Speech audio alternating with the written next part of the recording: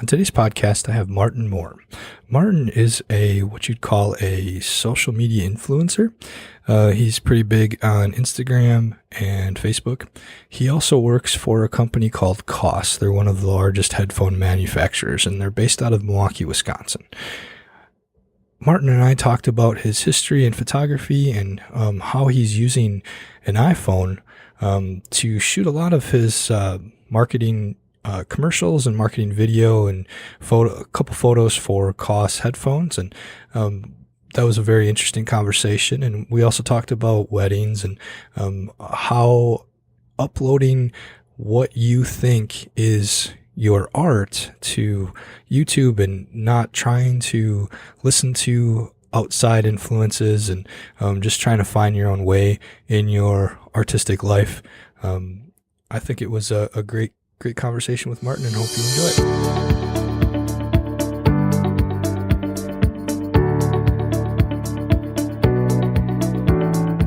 it. I would like to welcome Martin Moore to the podcast. Martin, say hi. Hey, everybody. How's it going? Thanks for having me. Yeah, no problem, man. So Martin's a unique individual. I really don't recall how we got to know each other, but we've never met face to face.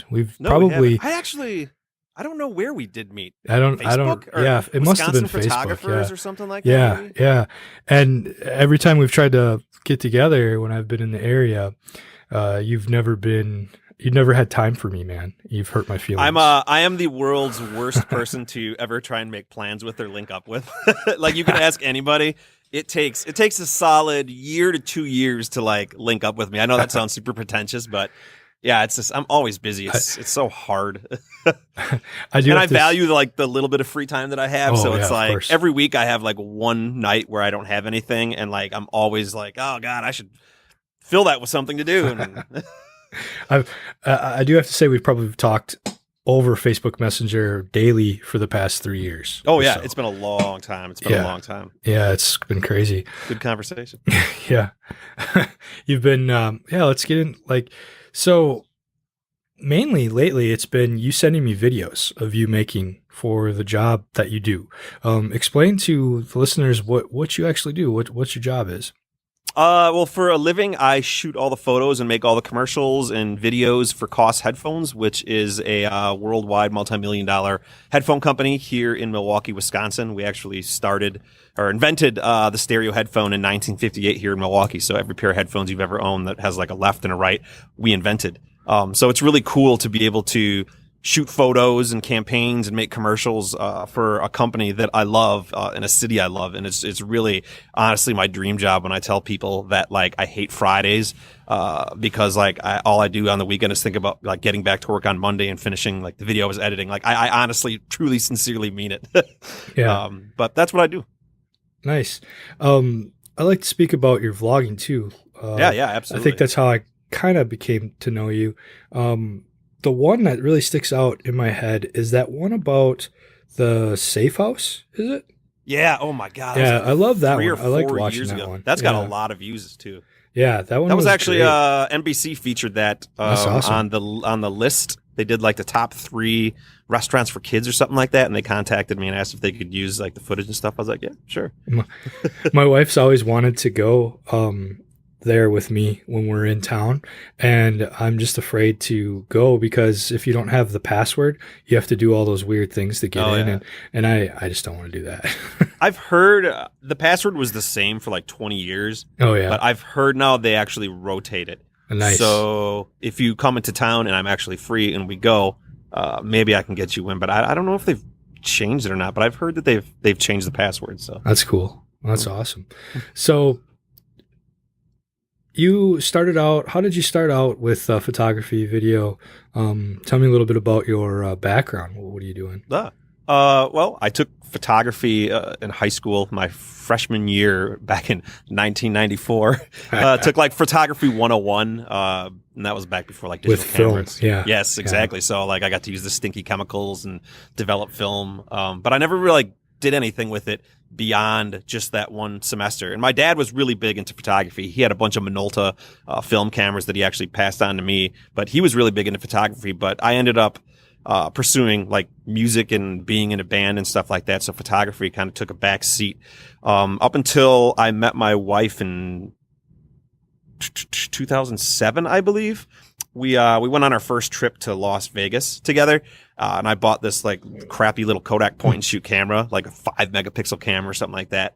And as soon as we were up in the air, I started taking pictures and started taking video, and I just like could not help myself on this trip to not take pictures and to not take video and to document everything. And when I got back, I had all this like footage, this weird footage of me talking to the camera, which was just like bizarre because people didn't do that. And I had all these really cool photos that I was kind of like editing in this free program.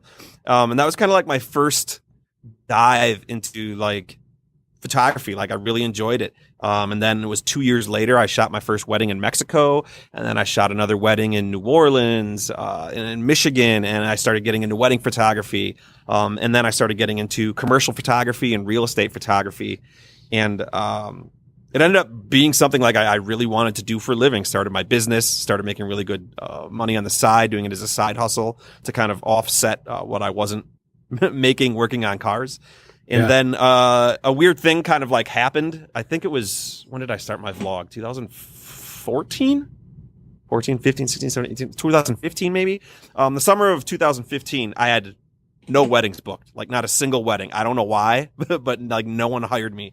And like I just started feeling like I was in this creative rut, and I wanted to like do something, one, to be creative, and then two, to kind of like help like promote my photography. And so I went on YouTube and I searched Milwaukee Vloggers because, you know, vlogging started getting kind of big at that time. Like BF versus GF was a really big channel. Casey Neistat is a really big channel, and a couple others. And I was like, holy crap, like nobody's vlogging in Milwaukee. Nobody is like sharing the experiences of this city. And I was like, I could clean up, kind of use it to prop up my photography and just see what happens. So I grabbed my iPhone and went out to Bradford Beach and just started talking to random people. I asked them what they like about Milwaukee. I remember one, you were talking to some guy on the street.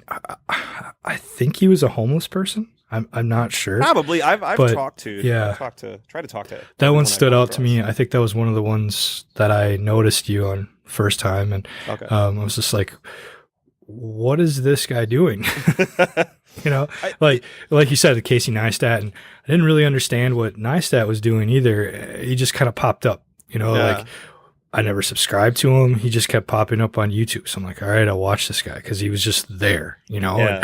And then, oh yeah, he's a great storyteller, but he's telling a story about nothing, you know? And that intrigued me a little bit because you don't really need a narrative. You don't need, a Hollywood set or, you know, Hollywood cameras. You just use what you have, and as long as you can tell the story, it's and great. that's all that matters. And that was the one thing that, like, I mean, you nailed it right on the head. Is as long as you can, you know, kind of the fundamentals of how to tell a story. It doesn't matter if you're on a trip to Las Vegas or you're going to the grocery store to pick up a cucumber. If you're good at telling a story and having a beginning, a middle, and an end, you can make anything entertaining to watch. And that was one thing that I kind of learned, and I got really, really good at throughout the 300 plus videos that I've made. It's definitely great practice. You know, you start out going, no one's probably going to watch this, but I want to at least put it out there, and that's kind of what I'm doing with this podcast. Like, you know, I don't really care if anybody listens, but it's something that makes me nervous and makes me want to overcome a fear, you know, and just putting it up there. I don't have the luxury of and time to do a vlog like you do, and I'm sure you're running out of that time yourself nowadays. But you know, this is a little bit easier because we're recording right now, and I'm not going to have to do any editing at all. You know, so and the more of these that you do, and the more consistently and often you do them, the better you're going to get at them. The better you're going to get at them, and all of a sudden, one day, the right person is going to hear it.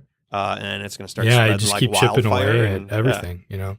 Exactly. Yeah, that's one thing that I've credited you. Like, just keep putting it out there, you know, just keep showing up, and eventually it's going to happen. I mean, obviously you parlayed it into a job at cost, sort of, you know? Well, so they found my YouTube channel off a video that had, I think, like 58 views or something like that. Yeah, nice. So, you know, one thing that always kind of like frustrates me is when people kind of like get upset because they're not getting enough views or getting enough likes. And it's just like, you know, you could have that life-changing engagement, whether it was your first view or your millionth view. So just make, create, put it out there. And if it's good and it's got values, someone's going to come across it. And, you know. Yeah, you just said it right there, the value. If it's got value, they'll love it. Well, exactly. So many people think that, like, especially for like vlogging, if they just throw in a bunch of pretty time lapses and some cool transitions, that like that's a banger. And I turn videos off like that in about the first 25 seconds. Yeah. But as soon as you get someone that's good at telling a story and is sharing something of value, it's a total game changer once you kind of and then you can throw all those like nifty, the slow-mo B-roll, like the Peter McKinnon kind of shots and stuff like that. Peter McKinnon's fantastic, but he's just kind of not my style. Like, he's really big into just like B-roll cinematography, and for me that just pretty eye candy is just not enough for me. So like I get why people are attracted to that kind of like visual storytelling, but for me, I'm really just give me an iPhone and let me just talk to it and tell my story. So you bring up the iPhone. You kind of switched over to just using the mobile devices now, and going back to like what I said previously. You sending me videos and asking me my opinion on them. I would say the last 4 videos you shot for cost have all been with your new iPhone. They've all been on my iPhone. So what made you think of that? Like, why the iPhone? I mean, I've always hated like filming with like a digital SLR or a big camera, because it's just, once you get it on like a gimbal or something like that, or a tripod, it's a big pain in the ass, and just becomes this nuisance and this inconvenience that kind of gets in the way of you wanting to tell your story. And so, I mean, there's a huge dichotomy between following someone around with a pair of headphones, getting on a trolley or running or whatever with a small little gimbal and my iPhone in my hand as I run, versus a giant, 3-axis gimbal with my digital SLR on it. And I mean, I get the iPhone, the quality isn't as good, the depth of field isn't as good on an iPhone, but what I lose in that, I gain in mobility and creativity and the ability to get angles and get in areas and capture things that I just otherwise couldn't with a digital SLR. To speak to that, like I did an event a couple years ago in Nashville, and I had not a phone, but like a DJI, one of those like little, I can't even remember what the name of it is anymore, but the Osmo? Osmo, like the Osmo. Yep. Had one of those Osmos. It wasn't with the phone, but it had like a 4K camera. Yeah, built-in camera. Yeah, and I had a big camera, and I was like, my part of the job that I was hired for was to get B-roll of people walking around. And, when I had the big camera out, no one would come near me. If I approached them, they'd walk away. Exactly. Yep. But I walk around with that Osmo and they just be intrigued. Like, what is that little thing? And they want to come up, and more of them would want to talk about what it was versus me filming them. But I was able to sneak around a lot easier that way. Oh, for sure. And I think you're going to see more and more and more in that. That new movie, Unsane, who filmed that? That wasn't Steven Soderbergh, was it? Unsane with Claire Boy or whatever her name is from The Crown. Okay. He filmed the entire thing on an iPhone and a gimbal 7 or something like that. Yeah. And his kind of mantra and thesis was exactly the same as mine. Like, it allowed him the freedom to just kind of capture things the way he wanted, where he wanted, when he wanted, how he wanted, versus giant Sony mirrorless on a gimbal, or being on some kind of rail system. And I get that. Yeah, my issue with the iPhone or any cell phone footage is the shakiness of it. Yeah, if you can throw it on a gimbal, then I think you can do professional work. Even vlogging you can do with a gimbal as well, because it just excuse me. Pause there for a second. Gotta cut that out. So even with vlogging, you can put it on a gimbal and it just smooths everything out. So it's crazy. The sensors can get a little bit bigger. If they can figure the low light out that way. Low light is not that good, and that's kind of the downfall. But I'm not really filming in low light that much anyway, so that's not really an issue for me. But I totally can empathize with a filmmaker where that is an issue for them, and they're doing a lot of low light. Then it's not really going to be a good tool for them. So I saw some posts that you were talking about. You switched over to Filmic Pro. Yes, I've finally with got it. My suggestions. Was it? Yes. Did I suggest that? Yeah. Yes, you did. Yeah. So did you get the log upgrade for it too? Yes, I did. Awesome. I did. Awesome. So yeah, you can do a lot with that app. I have it. I just don't use it as much.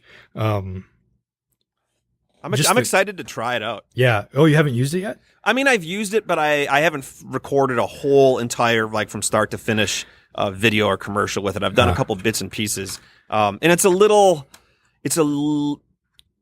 to be a little kind of weird because like I'm going to have to chop up a lot of this. Like the one thing about the iPhone that was like I thought was kind of impressive, at least my iPhone XS Max, was the auto exposure. Actually it wasn't as harsh as a lot of them could be. As far as like if I was going from a slightly dark area to a lighter area, like I don't think the average person would notice the auto exposure adjusting it. The one thing with the Filmic Pro that's going to be kind of hard to get used to is not having that. Yeah. So, having it be well lit and going to like a really dark area. Yeah. My suggestion would be there's an auto feature in Filmic.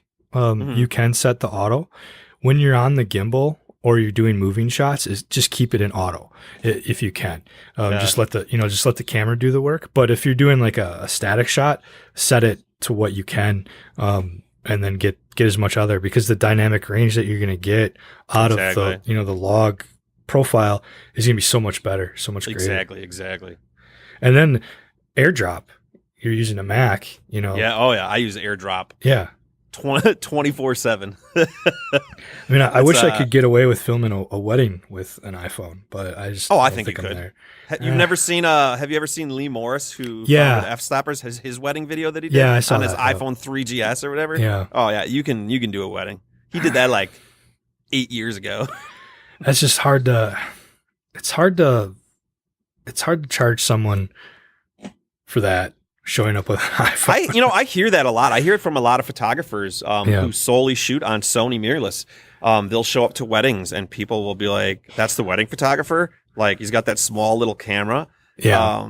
And I think you really have to get past that and not kind of like behold yourself to what other people are going to think, like you're shooting on and you're not a pro or something like that. Well, not the. Yeah. It is a more of a perspective thing. Yeah. There's something very satisfying about people. Can we swear on this podcast? No. There's something very satisfying about people talking. Yeah. Blank. Yeah. About the equipment you're using, and then your final product blows them away, definitely. and they kind of walk backwards and go, "All right, I'm going to shut up." Like, that's pretty dope. And I got a lot of that. Like when I told people I was going to film a commercial for cost with my iPhone, everyone's like, giving me all this flack for it. And I was like, hey, listen, I know what I'm doing. I've got vision. I think I can execute this. And it turned out awesome. And as long as it's not in like a dark room, you're fine. Yeah, exactly. And that's I think the there's part. A lot of that's wedding. The part that with the part of the weddings, like the reception part, I don't think I could get away with. No. I'd have to light it a lot more than what I do now. The ceremony part would be a little bit difficult unless it was outside. There's just a lot of certain things that you can't control on a wedding day that I would need more depth field and a lower aperture or higher aperture to be able to cover myself on that day. And that's the other thing too, is the depth of field, and especially something like a wedding. Like you don't want like Uncle Jack in the background, picking his nose or drinking a beer, while the, almost totally in focus while the bride and groom are dancing. So, that is the one thing that smartphones and stuff like that kind of lack. But I have the utmost confidence that in the next 5 to 10 years, where the depth of field issue is slowly... I bet they're going to do that like portrait thing they do. But for video. Like you can choose your focus point. Doubt. That'll be kind of cool. I hope that I have happens. no doubt. Yeah.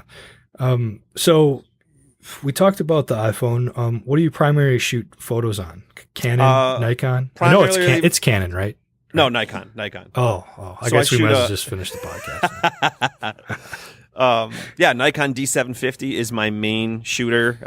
85 millimeter is probably the lens that I use 90% of the time. And then for a lot of like, if I'm shooting someone like running with like our fitness headphones or something, I have a crop D500, which I love. It does like, I think 10 frames per second, up to 200 raw. So that's really, really, really handy. Shoots 4K. So those are my two main bodies that I use. So on a couple of your vlogs, you had that awful black dot that I pointed out. Oh yeah, that was with my Nikon D7100. Is that a problem anymore? With the oil? Yeah, any digital SLR, you're probably going to get oil splatter. It's because of the shutter, right? The shutter doesn't close. Yeah. Most photographers probably don't even really notice it because it has to be like in the right, like really like a sky or something like that. Video, you'll notice it more, and you can't fix it as easy with video. I used to drop that camera like every time I would vlog, so like that thing got beat around, and the oil from the mirror was splashing all over the sensor. So hilarious. That's kind of an extreme, but it used to drive me crazy. I got so many comments from people. Yo, what are the spots on your blog? And mainly from me because I'd catch it every time. I know Yep. So what's one thing you wish you knew back when you first started shooting? Like what experience that you could suggest to someone that's trying to get into photography, video? I would say try not to, and this is a hard thing to do, and it's easy to say this in retrospect, but try not to get caught up in what everyone else is doing and kind of trying to emulate them and copy them because you're either jealous or you want to be them or do what they do. Really get to a point as fast as you can where you're just being you and doing you and shooting what you want to shoot because you want to shoot it and not because that's what's popular right now or that's what your idol or is doing. I would say that because like I got really hung up on Chase Jarvis was like the first like photographer and like kind of like he wasn't vlogging back then, but he was making like little short movies. But I idolized him. Like the second I came across him, I was like, this dude is dope. He's huge on Twitter, huge photographer, filmmaker and stuff like that. And I wanted to like be him. And so like I would constantly be trying to like copy the way he does photos or makes videos and stuff like that. And I think that can kind of like, that's an easy thing to gravitate towards and to do when you're first starting out because you have no real other source for that or mentor. No base or anything. Yeah. So I get it, but the sooner you can get away from that and stop caring what other people think about you or what you think other people will think about your work and just create what you want to create, you're going to be much better off and you're going to be further along faster. I find that comes with age too. Yeah. Oh, for sure. Maturity and just different times in your life as well. So, for sure. I just wish I could have that back when I was 18, 19 years old. Right.